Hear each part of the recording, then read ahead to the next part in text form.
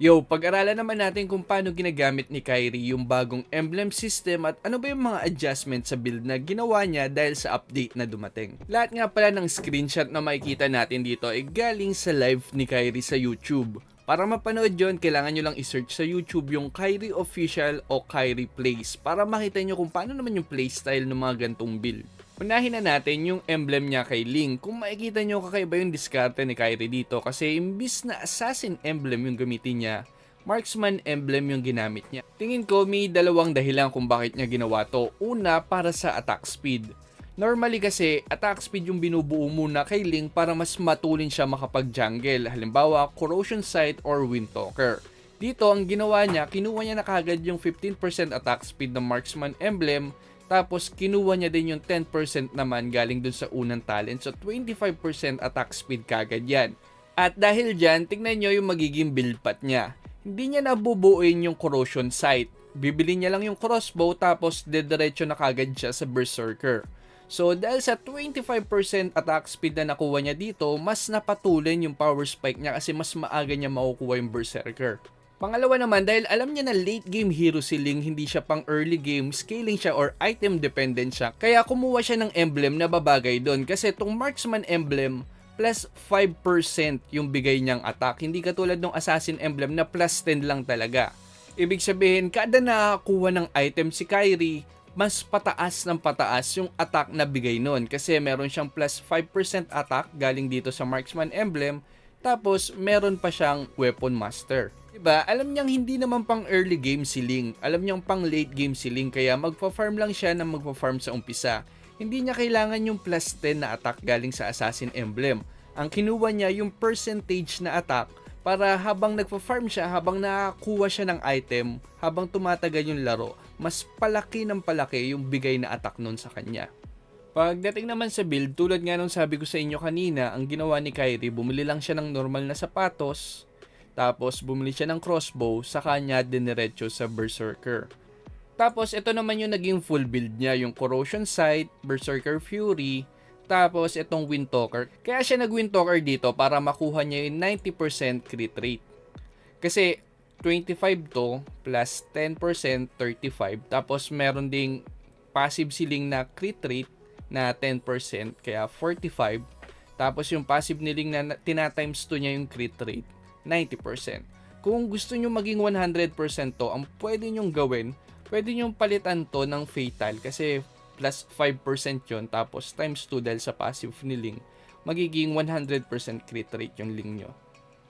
Tapos sa damage naman, bagay na bagay sa mechanics ni Ling yung passive ng Endless Battle. Tapos itong BOD, para tumaas din yung damage ng critical niya kasi napakalaki ng physical attack na mabibigay niyan. Dagdag mo pa yung marksman emblem at saka yung weapon master. Lipat naman tayo dun sa susunod na ginamit ni Kyrie, which is si Roger. Yung kay Roger naman, ang ginawa niya, penetration build. Assassin emblem, tapos penetration. Ito pagka nag-clean up ka na lang kaya master assassin. O kaya pag nag-hunting ka, tapos yung quantum charge naman, maganda to pagka naka-wolf form ka. Kasi syempre dahil melee ka na nun, kailangan mong pumalo ng pumalo. Kaya malaking tulong yung mobility nito para mas madikitan mo o hindi makatakas yung kalaban. Sa build naman, same lang din dun sa dating Roger. Windtalker para sa movement speed at saka sa attack speed, mas matulin ka makakapag-farm. Tapos yung normal na sapatos lang. Yung full build naman ni Kyrie, normal lang din tulad dati.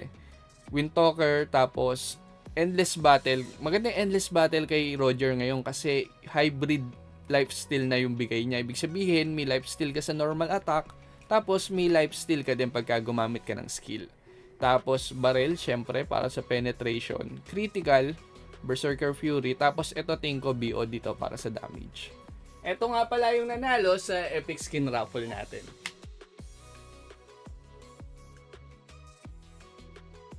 Message mo lang yung Facebook page natin para sa premyo mo. Kung bago ka lang sa channel natin, namimigay tayo ng emote, name change card, starlight at mga epic skin. Kailangan mo lang mag-comment ng kahit anong connected sa topic natin para ma-share mo din yung insight mo. Tapos lahat ng comment, ira-raffle natin for the next day. Good luck! Lipat naman tayo dun sa susunod niyang ginamit, which is si Lance. Yung kay Lance, medyo interesting yung ginawa ni Kyrie dito kasi Assassin Emblem para sa penetration tapos kumuha siya ng attack speed sa unang talent. Hindi rin naman bago yung gantong diskarte kasi ginagawa talaga to ng mga Lance main. Ang ginagawa nila, bumibili sila ng knife para sa additional 10% attack speed, mas natitake advantage nila yung passive ni Lance na tumataas yung damage niya per stack. Tapos, ang isa pang interesting dito sa build ni Kyrie is yung Festival of Blood. Napakadulas na nga ni Lance tapos nagkaroon pa siya ng sustain. Tapos sa huli naman, ang ginamit niya ay Killing Spree kasi syempre, killer naman talaga si Lance. Lipat naman tayo dun sa early build niya. Kung makikita nyo, ginawa din ni Kyrie dito yung sinasabi ko kanina. Naka-knife din siya para sa plus 10% attack speed pa. Ibig sabihin, mas tutulin siya mag-clear ng jungle niya. Tapos, syempre, yung normal na War Axe, tapos BOD para sa damage. Isa rin sila sa mga nakatanggap ng indirect buff sa Endless Battle dahil hybrid lifesteal na yung bigay nito, bagay na nga yung true damage passive nito kay Lance. Tapos nabigyan pa siya nito ng spell pump. Tapos ito naman yung final build niya. Yung dulo ginawa niyang barrel, tapos yung knife tinuloy niya ng Windtalker. Lipat naman tayo sa susunod na hero ni Kyrie, which is si Fanny.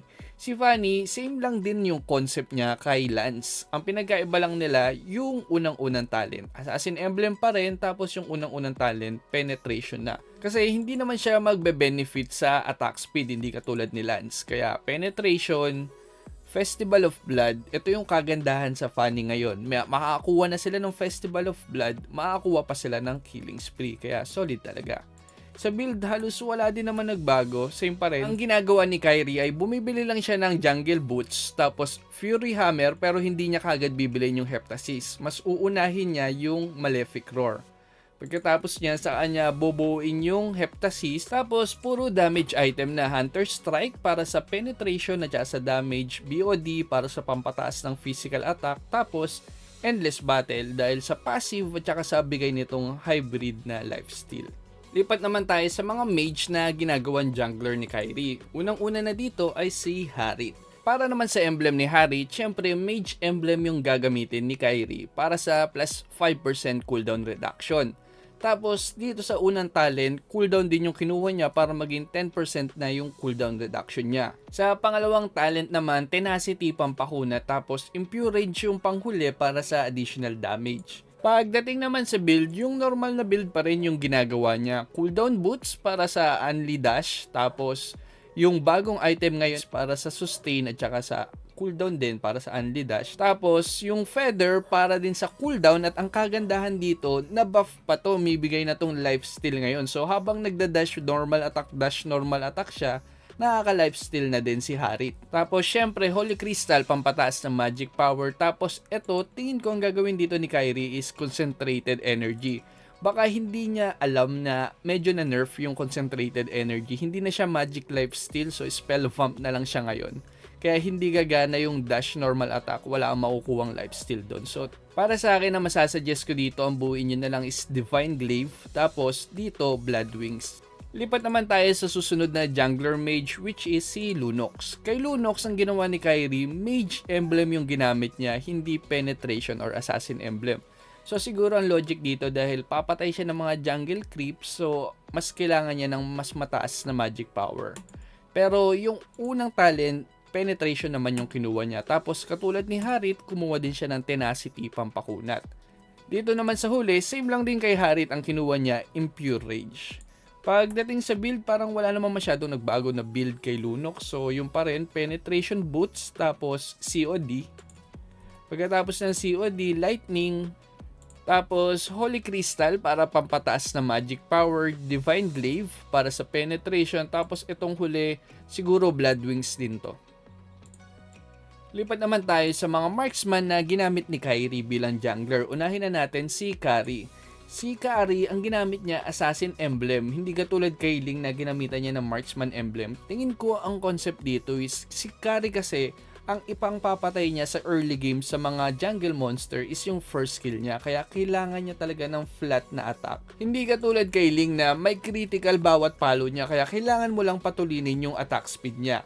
Tapos binawi na lang ni Kyrie yung attack. Kinuha niya yung attack speed bilang unang talent, tapos master assassin yung pangalawa, tapos binawi niya din yung movement speed na kailangan niya doon naman sa pangatlong talent kasi kumuha siya ng quantum charge para sa mobility. Pagdating naman sa item, parang normal na Golden Carry lang din. Kumuha lang siya ng Jungle Boots, tapos dumiretso na siya ng Corrosion Sight.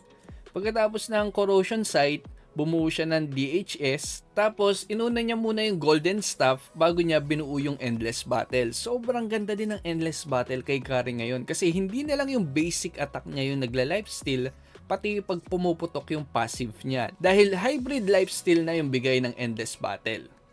Lipat naman tayo dun sa susunod na marksman na ginamit ni Kairi bilang jungler, which is si Claude.